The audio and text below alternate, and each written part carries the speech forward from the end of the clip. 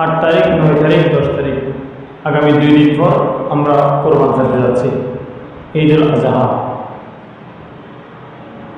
তো ঈদুল আজহা সম্পর্কে কথাবার্তা ইনশাআল্লাহ সেদিনই বলা হবে। আগেভাগে যেদিন আমরা কোরবানি দিয়ে থাকি ঈদুল আজহার দিন, সেই কোরবানের কিছু ইতিহাস হয়ে গেল এবং কিছু মাসলা মাসাইল আছে, সে সম্পর্কে আজকে ইনশাআল্লাহ বলা হবে। আমি আপনাদের সম্মুখে কোরআনুল কারীম থেকে কয়েকটি আয়াতখানা তেলাওয়াত করেছি। সে আয়াতখানাকে সামনে রেখে কোরবান সম্পর্কে কিছু মাসলা মাসাইল, ইতিহাস বলে অল্প সময়ের মধ্যে শেষ করে দেব ইনশাআল্লাহ। প্রথমে যাই আমরা ইতিহাস হিসেবে ধরতে গেলে কোরবান এটা এসেছে হযরত আদম আলাইহিস সালাম থেকে। হযরত আদম আলাইহিস সালাম থেকে এসেছে। বলেছিলাম আমি গত জুমাবার আগের জুমাবারে হাবিল এবং কাবিলের কথা। এরপরে এসে আমরা পেয়েছি ইতিহাসের সূচনা, অর্থাৎ কোরবানের সূচনা হযরত ইব্রাহিম আলাইহিস সালামের সন্তান ইসমাঈল আলাইহিস সালামকে জবাই করার মাধ্যমে। বাপ ছেলে দুজন মিলে এমন আত্মসমর্পণ করলেন যেটা আল্লাহ তাআলা পছন্দ হয়েছেন বিদায় কোট করে কোরআনুল কারীমের মধ্যে বলে দিয়েছে। ইব্রাহিম আলাইহিস সালাম জিলহজ মাসে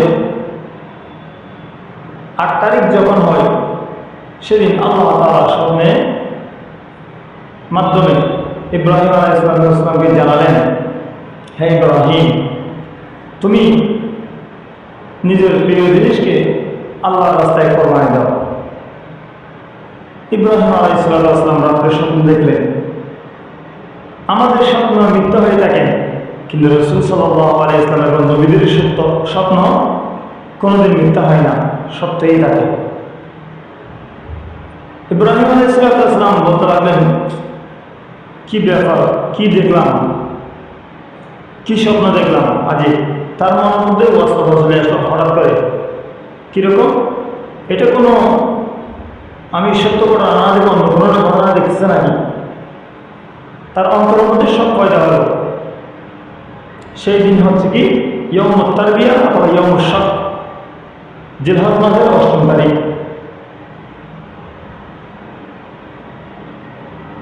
ইব্রাহিম আলাইহিস সালাম বলতে লাগলেন, না দেখি সকালবেলা যখন হয়ে গেলে তখন আল্লাহর রাস্তায় 100টি উট কোরবানি করে দিন। কয়টি উট? 100টি উট কোরবানি করে দিন। অনুরূপভাবে 9 তারিখ সেরকম স্বপ্ন দেখলেন। 9 তারিখ স্বপ্ন দেখার পর তার মনের মধ্যে সমস্ত পেরেশানি দূর হয়ে গেল, সত্য প্রমাণিত হল। সে চিনতে পারলেন আমার উপর অর্পিত কোরবান অবশ্যই দিতে হবে। তিনি এরপর দিন আবার 100টি উট কোরবানি দিলেন। 9 তারিখ আবার কি দিলেন? 100টি উট কোরবানি দিলেন। সেই 9 তারিখের নাম হচ্ছে কি ইয়াউমুল আরাফা, পরিচিত হওয়ার দিন। তিনি পরিচিত করলেন সেটা শয়তানের কোনো ওয়াসওয়াসা নয়, বরং সেটা আল্লাহ তাআলা আমার উপর অর্পিত দায়িত্ব। কিন্তু আল্লাহ তাআলা 10ম তারিখের মধ্যে অনুরূপভাবে সেই শব্দটি ঘটালেন, হে ইব্রাহিম, তোমার প্রিয় বস্তুকে তুমি আল্লাহর রাস্তার মধ্যে কোরবানি দিয়ে দাও। এখনো হয় নাই, তোমার প্রিয় বস্তুকে তুমি আল্লাহর রাস্তায় কি দিয়ে দাও? কোরবানি দিয়ে দাও। ইব্রাহিম আলাইহিস সালাম স্বপ্নে যুগে আল্লাহ তাআলার নিকট দরখাস্ত করলেন, ইব্রাহিম তাআলা সেই কি জিনিস আমাকে একটু বলে দিন। আল্লাহ পাক রব্বুল আলামিন বলে দিয়েছেন, তোমার প্রিয় জিনিস হচ্ছে কি? তোমার ওই কলেজের টুকরা সন্তান হযরত ইসমাঈল আলাইহিস সালাম। তোমার কলিজার টুকরা সন্তান ইসমাইল আলাইহিস সালামকে তুমি আল্লাহর রাস্তা দিয়ে দাও। বলে দিলেন। ইসমাইল আলাইহিস সালাম তখন তার বয়স ছিল 8 বা 9 বছর। 8 বা 9 বছর। এই 9 বছর সময়ের মধ্যে ছেলেটা কতটুকু হবে? বয়স যদি 9 বছর হয় কতটুকু সাইজ হবে? হাঁটার সময়, বাবার সাথে বাজারে যাওয়ার সময়, কিছু বাবার হেল্প লাগবে, সাহায্য লাগবে, কিছু আনার সময়, সেটা তো আব্বু তুমি আমার জন্য এটা নিয়ে আসো, এটা একটু করে দাও, একটা গ্লাস নিয়ে আসো, সেরকম বলার সময়, সেই সময়ের মধ্যে আল্লাহ তাআলা এই হুকুম করতেছেন। কবি বলতেছেন কানা রক্কাল মুমিন সুনলে দারা হে মুমিন হাদিসে মুস্তাফা। সমস্ত মুমিনদেরকে বলতে, হে মুমিন তোমরা শুনে থাকো, এটা রাসূল সাল্লাল্লাহু আলাইহি ওয়াসাল্লামের হাদিস। কখন ঘটেছিলেন ঘটনা? রাসূল সাল্লাল্লাহু আলাইহি ওয়াসাল্লামের উপর ওহী নাযিলের মাধ্যমে বলে দিয়েছিলেন ইব্রাহিম আলাইহিস সালাম এই ঘটনা ঘটেছিল।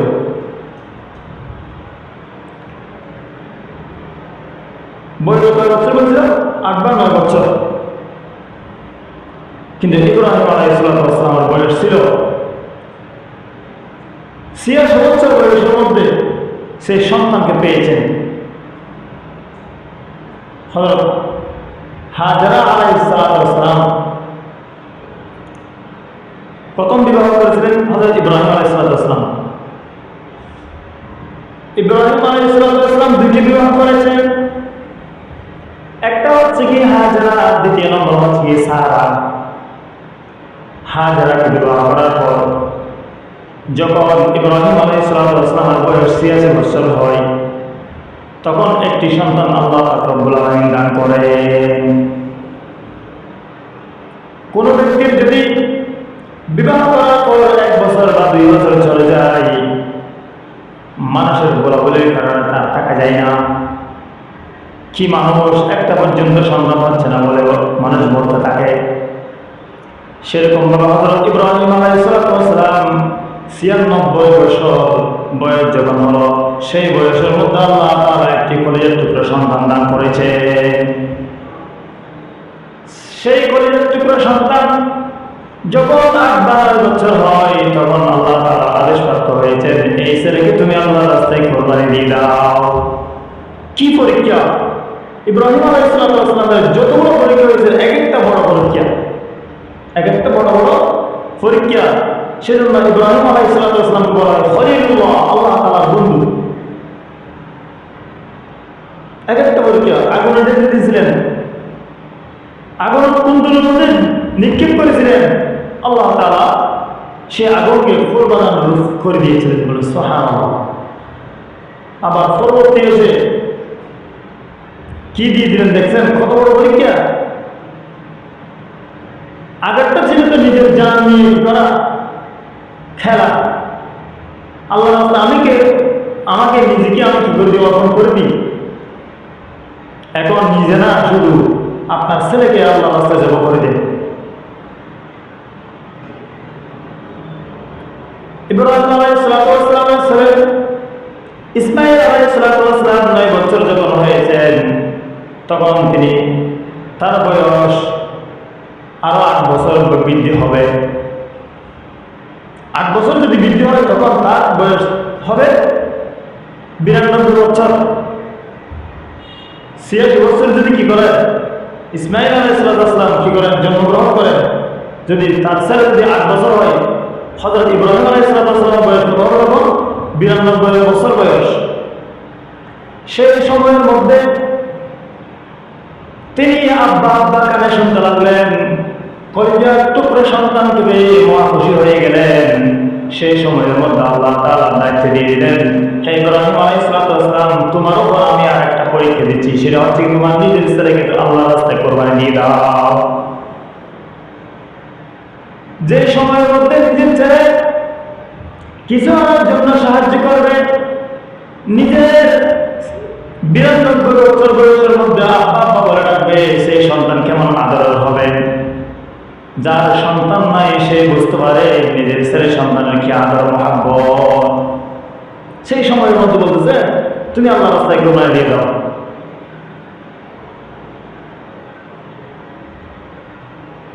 আল্লাহ পাক রব্বুল আলামিন কোরআনে কারীমের মধ্যে বলেন فلما بلغ معه السعي قال يا بني إني أرى في المنام أني أذبحك فانظر ماذا ترى قال يا أبت افعل ما تؤمر ستجدني إن شاء الله من الصابرين فلما بلغ معه السعي যখন হাঁটাহাঁটি সময় হয়ে গেলেন ইসমাঈল আলাইহিস সালামের সময় বয়স,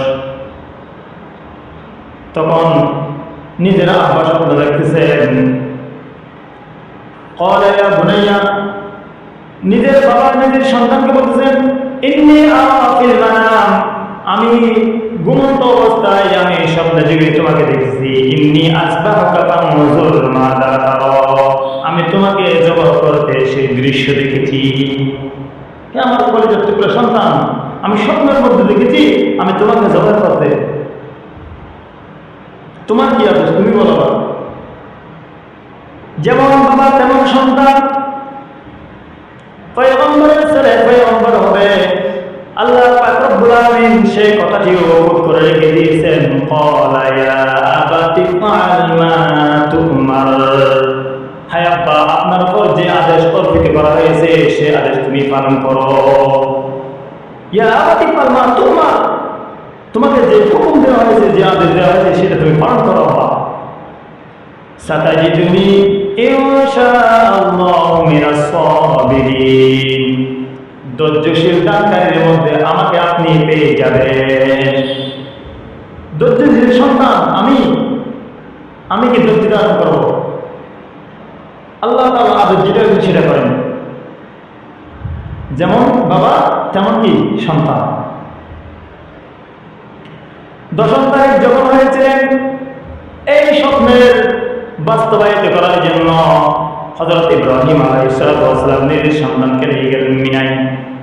মিনার মধ্যে সমস্ত হাজিরা কি করেন?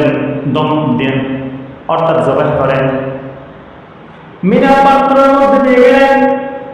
নিয়ে যাওয়ার পর ছেলে সন্তানের আলাপ করতেছেন আমি তোমাকে আল্লাহর রাস্তায় দিয়ে দিব। ছেলে বলতেছে আমাকে আল্লাহর রাস্তায় দিয়ে দেন।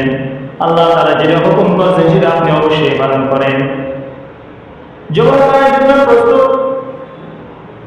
প্রতিমধ্যে শয়তান পেয়েছেন অনেক লম্বা ঘটনা, বলতে গেলে সময় অনেক লাগবে।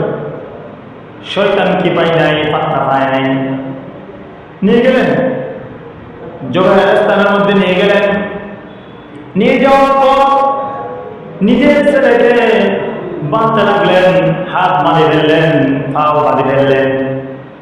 নিজের ছেলে বলতেছে আব্বা আমি অনেক বছর পর আপনার থেকে হয়েছি, আমাকে দেখলে আপনার মায়া চলে আসবে। আমাকে এভাবে করিয়েন না, আমাকে উপর করে শোয়ান। আমাকে সিট করে দিবেন না, আমাকে উপর করে কি করেন শোয়ান। মাথা যেন আমার নিজের দিকে হয়, আমার নজর যেন আপনার নজরে না আসে। আমার নজর যখন আপনার নজরে চলে যাবে আপনার মায়া চলে আসবে, আর জবাব করার সাহস হবে না। আমাকে উপর করে কি করেন শোয়ান। চোখ বন্ধ করেন, উপর করে শোয়ান। শোয়ানোর পর হযরত ইব্রাহিম আলাইহিস সালাম ধারালো ছুরি নিলেন, ছুরি নিয়ে জবাহ করা শুরু করে দিলেন। এদিকে আল্লাহ পাক রব্বুল আলামিন হুকুম হয়ে গেল হে ছুরি তুমি আমার ইসমাঈল আলাইহিস সালামের একটা ফসম যেন না কাটো। এদিকে হুকুম করে দিয়েছেন যে আল্লাহ তাআলা আমাকে আপনাকে সৃষ্টি করেছেন, সে আল্লাহ তাআলা ছুরি সৃষ্টি করেছেন। কাটা যাচ্ছে না। ইব্রাহিম আলাইহিস সালাম ভাগান্বিত হয়ে গেলেন। জবাই হচ্ছে না কেন? ছুরিকে মারা মারলেন, নিক্ষেপ করা হলো। ছুরি নিক্ষেপ করার সাথে সাথে অনেক দূরে চলে গেলেন। অনেক দূরে গিয়ে একটি পাথরের সাথে বসাকে সেই পাথর 2 টুকরা হয়ে গেলেন। অনেক লম্বা ঘটনা। সেই ছুরি জবান করে গেল, হে ইব্রাহিম আলাইহিস সালাম, আপনাকে যে আল্লাহ তাআলা সৃষ্টি করেছেন সে আল্লাহ তাআলা আমাকে ছুরিকেও কি করেন, সৃষ্টি করেছেন। কিন্তু আল্লাহ তাআলা হুকুম হয়েছে ইসমাঈল আলাইহিস সালামের একটা ফসমের জন্য না কাটা যায়। আপনি রাগ করেন না। এরপর আবার নিলেন ছুরিটা, নেওয়ার সাথে সাথে উপর দিকে আল্লাহ রব্বুল আলামিন হযরত জিবরাইল আলাইহিস সালামকে বললেন, হে জিবরাইল, তুমি তাড়াতাড়ি বেহেশত থেকে একটি ডুম্বা নিয়ে আমার খলিলের নিকট চলে যাও। জিবরাইল আলাইহিস সালাম বলেছেন, আমি দুটো সময়ের মধ্যে অতি তাড়াতাড়ি দৌড়ে চলে গিয়েছি। তার মধ্যে একটা হচ্ছে কি, হযরত ইব্রাহিম আলাইহিস সালাম নিজের সন্তানকে যখন জবাই করার দৃশ্য দেখেছি, তখন বেহেশত থেকে, জান্নাত থেকে আমি ডুম্বা নিয়ে তাড়াতাড়ি অতি দৌড়ে চলে গেলাম। জিবরাইল আলাইহিস সালাম বললেন, আমার ভয় হয়ে যায় নাকি, আমার ভয় লাগতেছে, হয় নাকি ইসমাঈল আলাইহিস সালাম জবাই হয়ে যায়। তখন আমি তাকবীর দিতে শুরু করলাম, আল্লাহু আকবার বলে বলে দৌড়ে দৌড়ে চলে আসতে লাগলেন। এই আওয়াজটি হযরত ইব্রাহিম আলাইহিস সালাম শুনেন। ইব্রাহিম আলাইহিস সালাম তার জবাব দিলেন, লা ইলাহা ইল্লাল্লাহু আল্লাহু আকবার।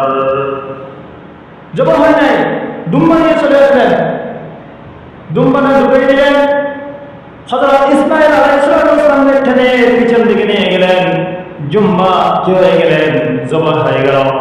ইসমাঈল আলাইহিস সালাম বলতে লাগলেন, আল্লাহু আকবার ওয়ালিল্লাহিল হামদ। সবচেয়ে বড় মহা আল্লাহ, তার আমি প্রশংসা গুণগান করি। এই দৃশ্য আল্লাহ তাআলা ভালো লাগলেন, ভালো লাগার কারণে এই দৃশ্যটা দিয়ে কোথায় তুলে ধরলেন, কোরআন কারীমের মধ্যে তুলে ধরলেন। فلما أسلم وتله للجبين وناديناه أن يا إبراهيم। ইব্রাহিম আলাইহিস সালাম, ইসমাঈল আলাইহিস সালাম দুজন যখন আত্মসমর্পণ করলেন, ওয়াতাল্লাহু লিল-জাবিন, হযরত ইসমাঈল আলাইহিস সালামকে কি করলেন, শোয়ালেন। ওয়ানাদাইনাহু আইয়া ইব্রাহিম, উপর থেকে পোশাক পরা, অর্থাৎ হযরত জিবরাইল আলাইহিস সালাম ডাক দিলেন, কদ সাদ্দাকাতার রুয়া, আপনার যে আপনি কি দেখেছেন, স্বপ্ন দেখেছেন, সে স্বপ্ন সত্যবাহিত হলো, সত্যবাহিত হয়ে গেল। কত সাদ্দাকাতার রুয়া, ইন্না কাযালিকা নাজজিল মুহসিনিন ইন্না হাযা লাহুয়াল বালাউল মুবিন। এটা হচ্ছে কি নিশ্চয়ই আল্লাহ তাআলার পক্ষ থেকে মহা পরীক্ষা, বড় পরীক্ষা।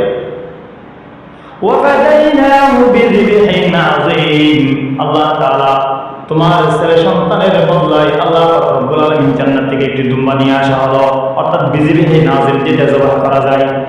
ওয়াফাদাইনাহু বিযিবহিন আযীম, উত্তম জন্তু দিয়ে আপনার কোরবানি কবুল হয়ে গেল। সুবহানাল্লাহ। এই হচ্ছে কি হযরত ইব্রাহিম আলাইহিস সালাম এবং ইসমাঈল আলাইহিস সালামের কি কোরবানের সূচনা, ইতিহাস। এরপর আসতে দেখেন, এবার কোরবান আমরা করবো কোন দিন, 10 তারিখ, আগামী 2 দিন পরে। 2 দিন পরে আমরা যখন কোরবান করবো, কোরবানের দিন কিছু কি আছে, আমল আছে। আবার কোরবানের দিন রাত্রে আমল আছে। রাসূল কারীম সাল্লাল্লাহু আলাইহি ওয়াসাল্লাম হাদিসে পাকের মধ্যে ঘোষণা দিয়েছেন, যে ব্যক্তি নাকি